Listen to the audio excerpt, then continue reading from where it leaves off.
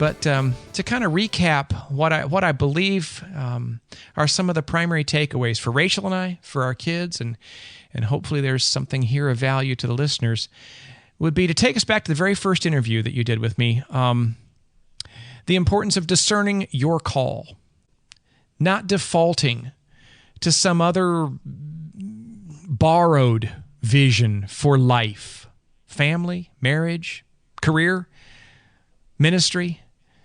Don't borrow. Don't just kind of float. Don't apathetically go along with what everybody else is doing. Discern our calling. Scripture says the gifts and the call of the Lord are irrevocable. Doesn't mean we're necessarily going to discern them and follow them. Just says they're in there.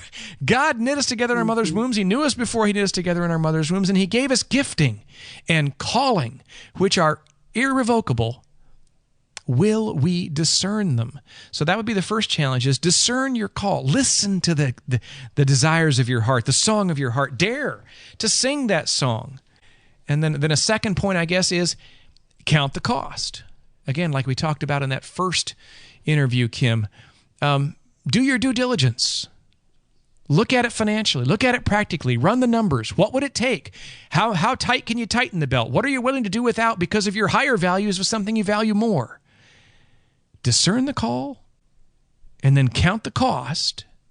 And then thirdly, if you're going to answer the call, having counted the cost, commit. That was your key word, I think, really, that you put to everything we discussed in that first interview, Kim. Commit.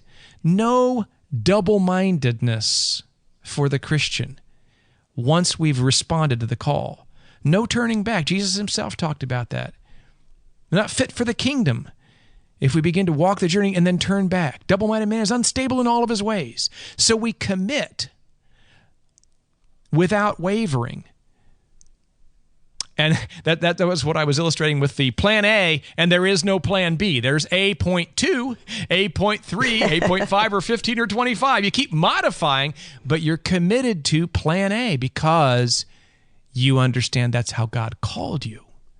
That's what you will answer for before the throne. So persevere, I think, is the fourth key point, and kind of one of the words that we've been weaving in here to this discussion, Kim. Discern the call, count the cost, do your due diligence, commit, and then persevere. And finally, I'll put a fifth one in there. You heard me talking about the dark years where I couldn't do much of anything and yet still had to provide. And amazingly, in all that darkness, the worst year we had in the business, 2007 there, when it was so black, the business still grossed almost $175,000. Now, I'm not bragging and I'm not throwing out numbers. I'm saying that was our worst year. That's working from home in 20, 25 hours a week as an entrepreneur, as a coach, running something from the house in that rough state because of the perseverance and because of working creatively and collaboratively. So take those as a fifth key point. If you are listening to this and you are in a similar struggle, think creatively. Outside the box. What else could you do? How could you repackage something and think collaboratively? Who else can you bring in? How can you multiply yourself? Will groups work for you? Will teleclasses work for you? Can you publish? Can you create product, video downloads, podcast, downloadable ebooks, hard copy books, workshop kind of programs, interactive media things? Can you do some short-term traveling but do intensives?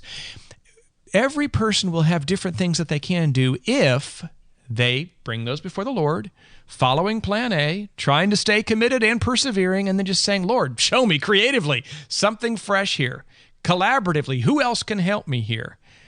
I want to walk the path that you've called me on.